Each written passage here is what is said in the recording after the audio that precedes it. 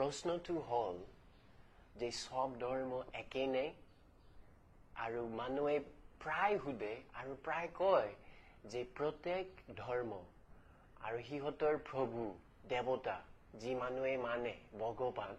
মানুহে অসমত প্ৰায় কয় যে সব একেই হয় ভগৱান এটাই বা অকল এজন ঈশ্বৰ আছে আৰু সব একে ধৰ্ম বিষয়টো একে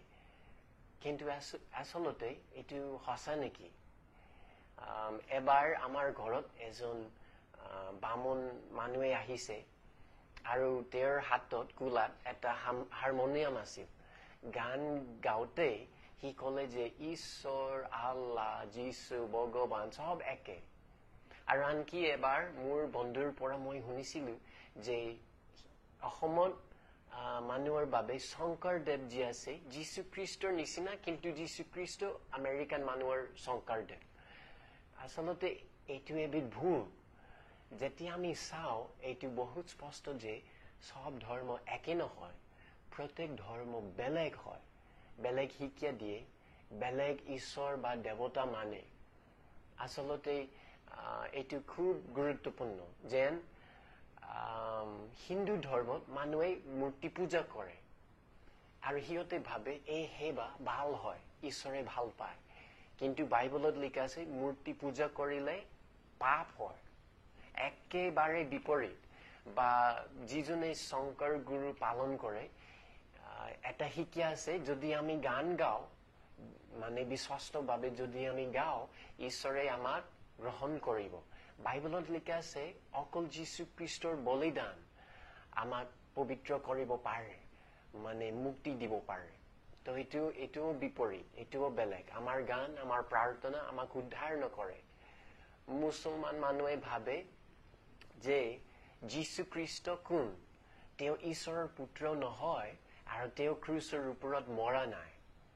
কিন্তু বাইবেলত এই দুটা কথা একদম আটাইতকৈ ডাঙৰ হয় যে তেওঁ সঁচাকৈ ঈশ্বৰৰ পুত্ৰ আৰু তেওঁ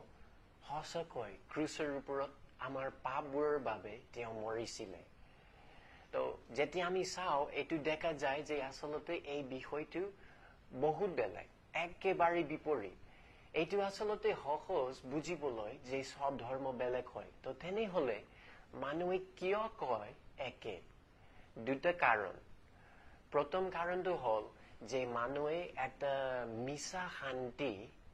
মানে স্থাপন কৰিব বিচাৰে এটা সমাজত যদি বেলেগ ধৰ্ম থাকে যাতে মানুহে কাজিয়া নকৰে যাতে মানুহে পৰস্পৰক বেয়া নাপায়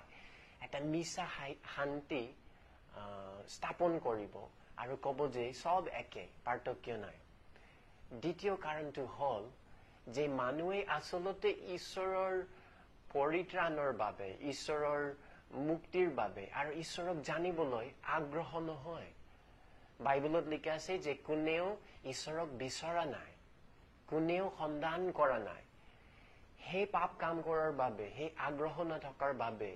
মানুহে সত্য কথা মানে নুখুজে আৰু মানে বিশ্বাস নকৰে মানে নিবিচাৰে তো সেই কাৰণে এই দুটা কাৰণ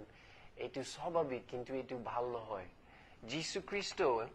তেওঁ নিজেই ক'লে এই বিষয়লৈ তেওঁ কোৱা নাই যে সব দেৱতা সব ব্যক্তি একে যোহন 10 অধ্যায় আৰু 8 পদ তেওঁ কৈছে যিবোৰ মোৰ আগে আহিল সেই আটাইবোৰ চোৰ আৰু ডকাইত বুজি পাইছে যীশুখ্ৰীষ্ট কি কৈছিলে তেওঁৰ আগতে যিমান ধৰ্ম আছিলে আৰু যিমান ডাঙৰ পথপ্ৰদৰ্শক আহিছে মানুহক উদ্ধাৰ নকৰে আনকি উদ্ধাৰকৰ্তা নহয় চোৰ আৰু ডকাইত হয় মানুহৰ প্ৰাণ চুৰ কৰে ঈশ্বৰৰ পৰা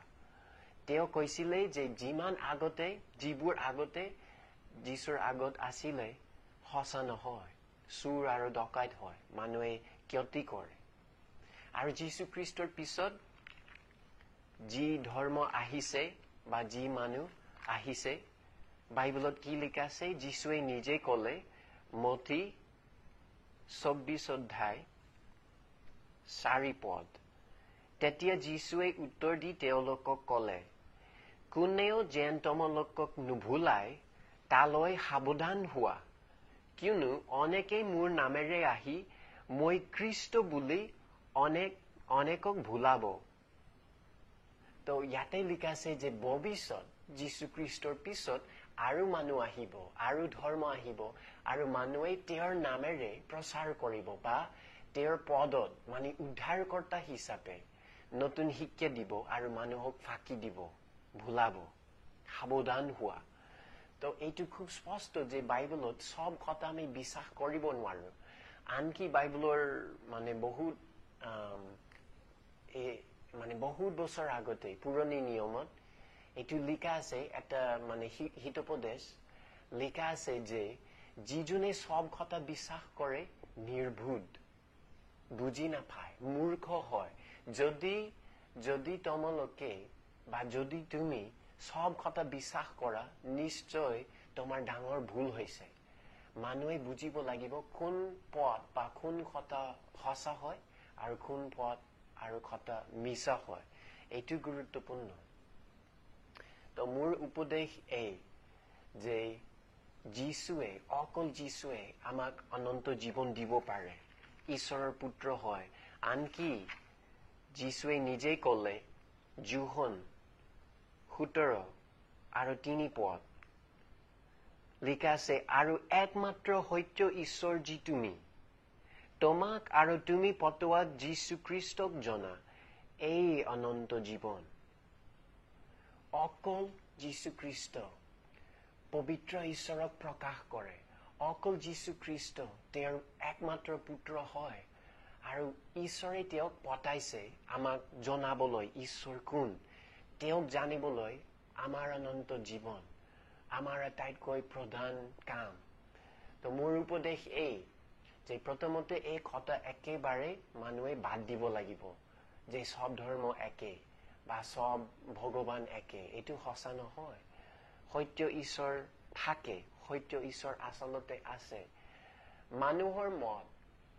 মানুহৰ সমাজৰ ভিতৰত শান্তি থাকিবলৈ এইটো বেছি ডাঙৰ কথা নহয়। ঈশ্বৰৰ লগত যেন আমাৰ শান্তি থাকিব, এইটো সঁচা হয়, এইটো গুৰুত্ব হয়। আৰু তোমাৰ দায়িত্ব আছে ঈশ্বৰক বিচাৰিবলৈ। তুমি যদি গুৰুত্ব নিদিয়া, খেয়াল নকৰা যে মানে যি সঁচা হয়, যি মিছা হয়, এইটো তোমাৰ নিজৰ পাপ। ঈশ্বৰক বিচাৰিব লাগিব।